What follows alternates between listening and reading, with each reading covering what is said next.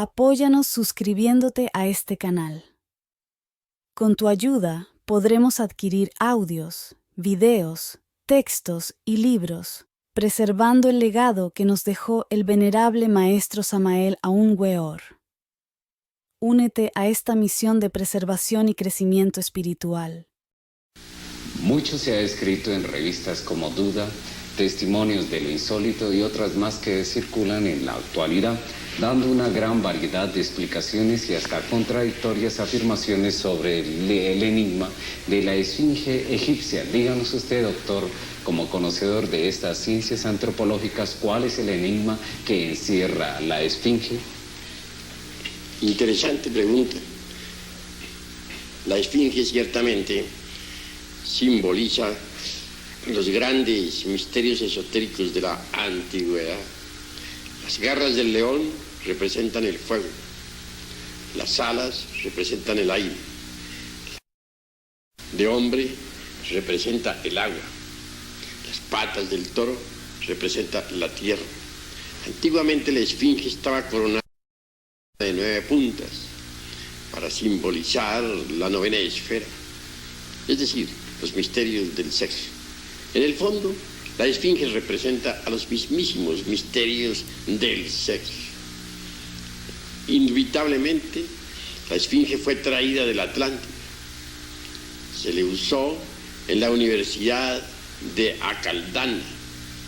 Estuvo en el sur del África, que antiguamente se llamaba Grabonce, y posteriormente se le estableció definitivamente en Egipto. El Colegio de la Esfinge se dedica a los misterios esotéricos de la naturaleza y del cosmos. Por eso es grandioso el Colegio de la Esfinge. Nostradamus se dice que estudió en el Colegio de la Esfinge. Todos los sabios de la antigüedad conocieron tal colegio. La Esfinge representa los poderes elementales de la naturaleza. Se nos ha dicho con gran acierto que la contraparte sutil o espiritual de esa esfinge que vemos allá en el Egipto es un deituso muy especial que en sí mismo contiene los secretos de la vida y de la muerte. Bajo la esfinge existe un templo secreto en el que están los 22 arcanos del tarot. La puerta de entrada, muy raros son los que la conocen. Bien vale la pena que estudiemos siempre los misterios de la esfinge. Ella permanece allá en el desierto, aguardando ser descifrada. En el fondo, la esfinge es el hombre mismo. Y esto es bastante interesante de por sí. La esfinge viene a indicarnos el sendero secreto que ha de conducirnos inevitablemente hasta la liberación final. Develar el misterio de la esfinge, él lo indica. Mas cuán pocos son los que develan tal misterio. Quien llegue a descubrir todos los misterios de la esfinge se vuelve un sabio. Doctor, es cierto que los egipcios eran descendientes de los atlantes y que de ellos aprendieron los misterios como la cábala, etcétera, y que cuando vino el hundimiento, o sea, el diluvio, ellos transportaron la esfinge a Egipto. Si eso sucedió, ¿cómo lo pudieron haber hecho? No, ciertamente, y en nombre de la verdad, tenemos que decir que la esfinge viene del Atlántico. La sociedad de Acaldana, que era una sociedad de sabios, tenía siempre frente a su edificio la esfinge. Después de la sumersión del continente Atlante, entre las embravecidas olas del océano que lleva su nombre, la esfinge fue llevada al sur del África, que entonces, repito, se llamaba continente de Grabonce, y posteriormente se le colocó en Egipto. Pero debemos afirmar con gran énfasis que también existen en Egipto muchas esfinges. Recordemos nosotros la calle de esfinges que hace poco se descubrió. Frente a cada esfinge blanca se halló una esfinge negra. Doctor, ya que usted es el fundador y director de la Asociación Gnóstica de Estudios Antropológicos y Culturales, ¿qué nos puede decir acerca de Tlaloc y Tlaloca, fundadores de Tenochtitlan?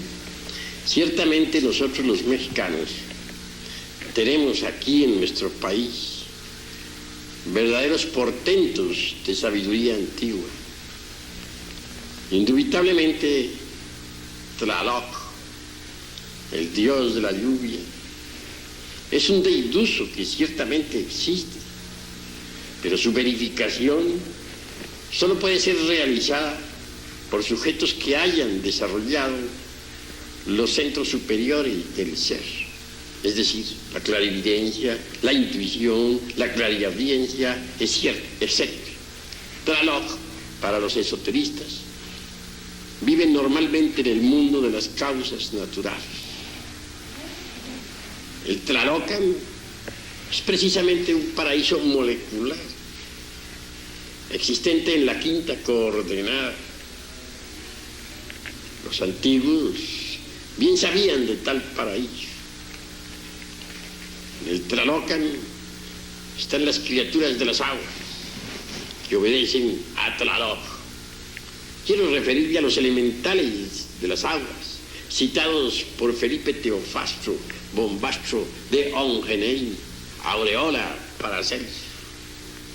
Así pues, que todos esos deidusos de nuestro país tienen existencia real. En el fondo vienen a simbolizar exactamente lo mismo que las deidades cristianas. Recordemos que en el cristianismo tenemos ángeles, arcángeles, serafines, etcétera, etcétera, etcétera. Así también nuestros antepasados tenían sus cortes angélicas. Incuestionablemente todos los deidusos de nuestros antepasados eran ángeles, son los mismos ángeles del cristianismo. Bien vale la pena que reflexionemos en todo eso.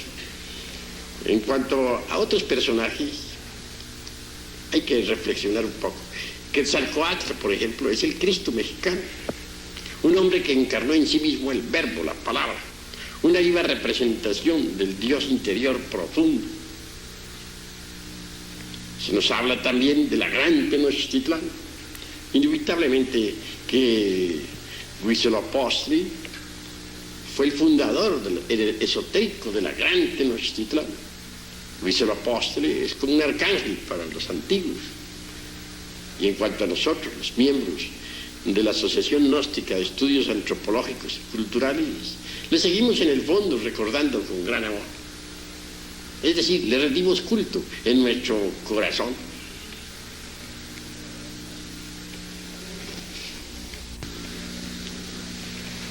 Dice una frase muy común y muy conocida por todos: ¿qué fue primero, el huevo o la gallina? Esta frase se relaciona con la siguiente pregunta. Dicen que los mayas y los aztecas fueron los iniciadores de las civilizaciones griega, china, egipcia, también inclusive la tibetana. Si es este el caso, ¿es una realidad o es el caso contrario, que estas civilizaciones vinieron a formar las nuestras? Bueno, está interesante la pregunta. Para mi modo de ver y de entender, los mayas tienen su raíz en el continente sumergido Atlántico, enorme continente que otrora existiera en el océano que lleva su nombre. Los mayas entonces tuvieron una poderosa cultura. Antes de la sumersión de ese viejo continente, acaecida por el famoso diluvio universal, citado en tantas escrituras religiosas, los mayas emigraron ya hacia el Tíbet, ya hacia la India, ya hacia el Egipto, ya hacia Guatemala y Centroamérica, o Yucatán, etc. Así pues, los mayas fueron grandes civilizadores. No está de más recordar que algunas pirámides que actualmente existen en Egipto son de origen maya. Tampoco está de más recordar que aquellas palabras solemnes que el gran Kabir Jesús, el Cristo, pronunciara en el Gólgota, Elí, Elí, lama sabachthani, son mayas, traducidas exactamente al español por cualquier indito maya, quieren decir: me oculto en la prealba de tu presencia. Jesús el Gran Kabir aprendió el maya en el Tíbet. No debemos olvidar jamás que el naga maya tibetano tiene el mismo alfabeto. En el Tíbet se conoce el maya como el naga. Así que los mayas fueron siempre los grandes civilizadores y su origen es Atlante. Poseen una sapiencia única. Hoy por hoy la sabiduría de los mayas se encuentra en secreto. Se cultiva en el silencio de la noche. En un futuro, tal sabiduría será entregada a la humanidad. Indubitablemente, el continente Atlante tuvo poderosa civilización. Los mayas representan en el fondo a ese gran continente. La sapiencia de los mayas se ocultó entre los monasterios tibetanos o en las pirámides de Egipto. Muy pocos son los seres humanos que han podido conocer tal sapiencia. Los mayas conocían la energía atómica, etcétera, etcétera, etcétera.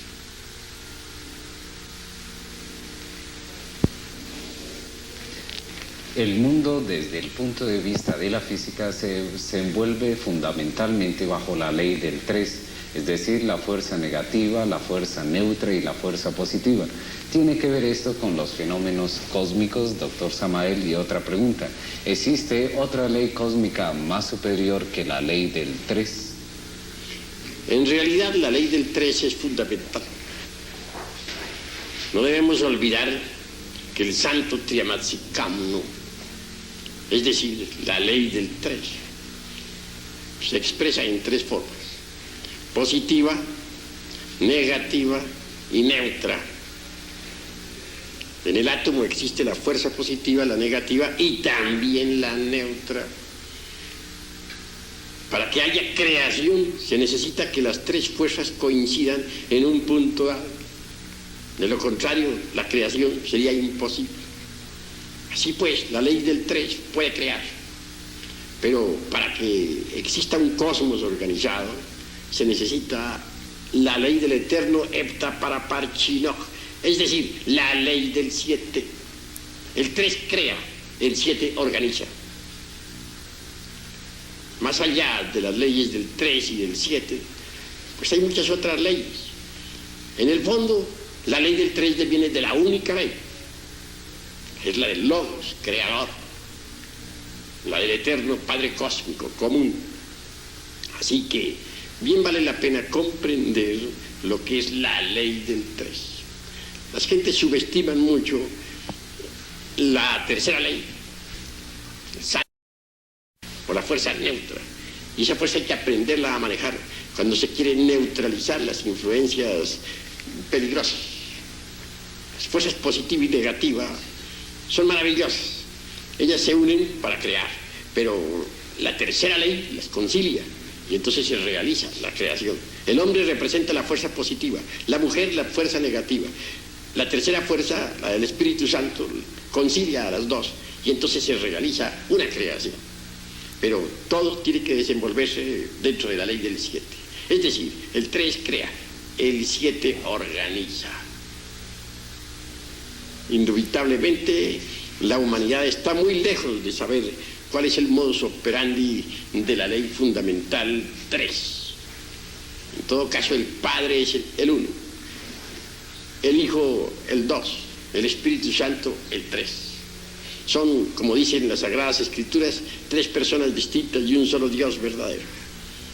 Dios, en el fondo, es la única ley, pero para expresarse necesita derivarse en 3 aspectos que son creadores.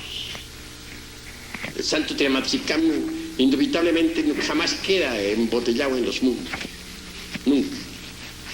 Empero puede crear y siempre Conocemos perfectamente algunas de estas cosas.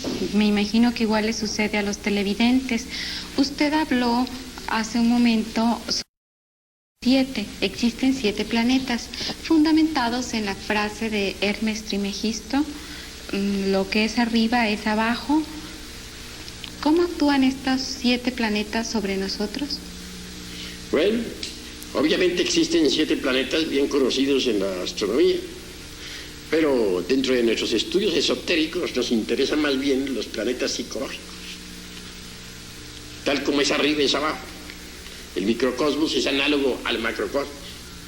En nosotros, en nuestro interior, en nuestra psiquis, tenemos la viva representación de los 7 planetas.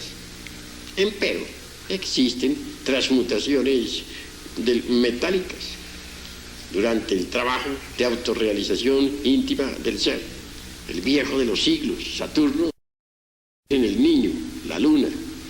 El Júpiter tonante que llevamos dentro debe transformarse realmente en el Mercurio de los sabios, en la inteligencia, en la sapiencia. En cuanto al guerrero belicoso, Marte, debe convertirse en nosotros en el Venus del amor. En el fondo, en el centro, queda siempre el Sol, como dador de toda vida. Así pues, dentro de nosotros deben verificarse ciertas transmutaciones metálicas importantes en la alquimia.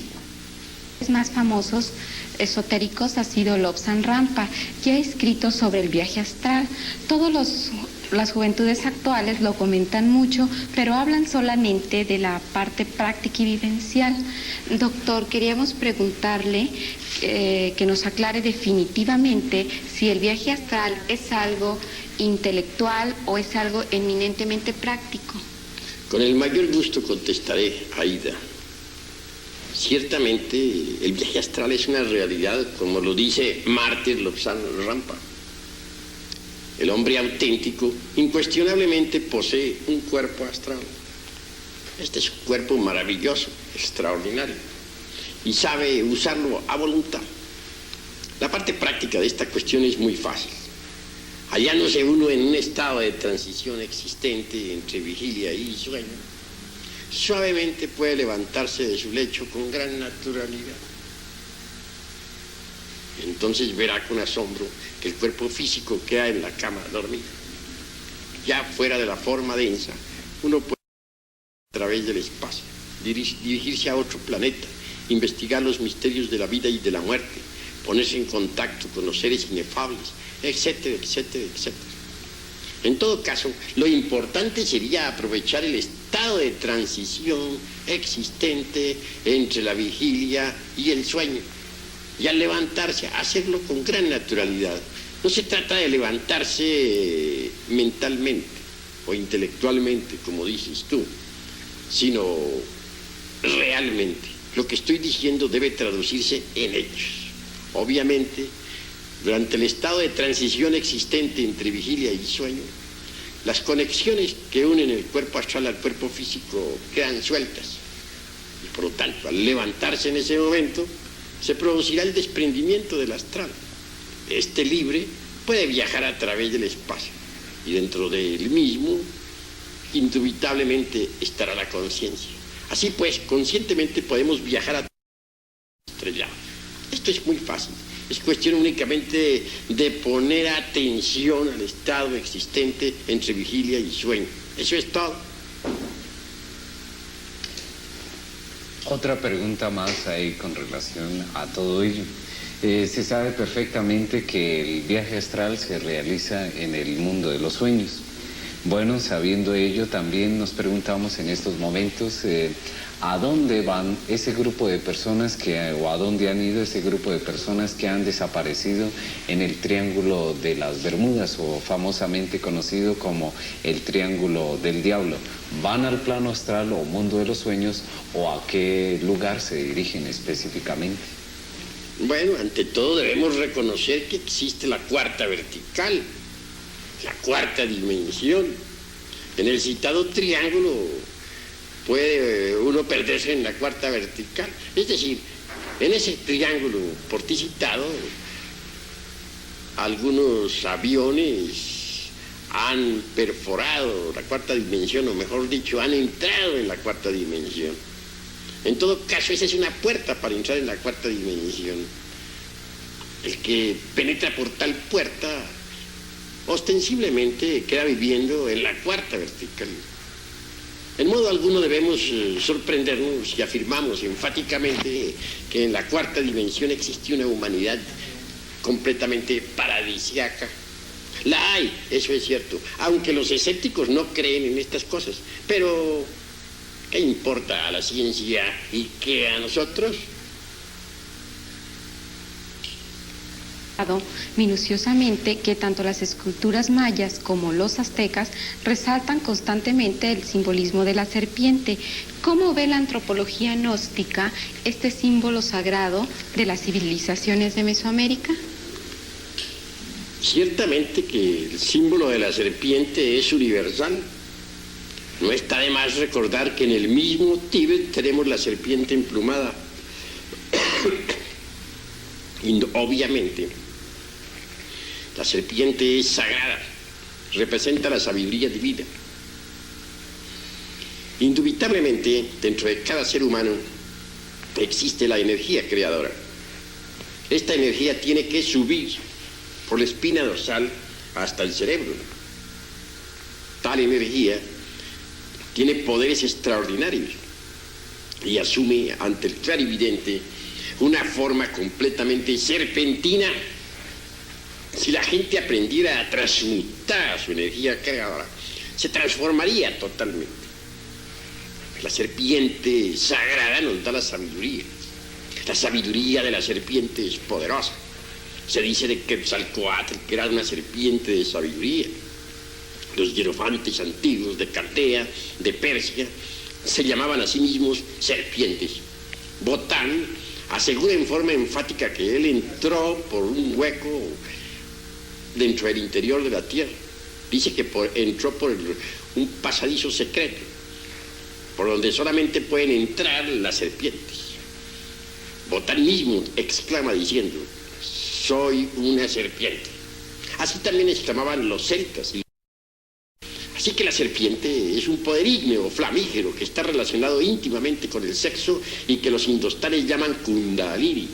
Sube por el canal medular espinal de la secta gnóstico hasta el cerebro, cuando uno ha caminado por la senda de la más perfecta castidad.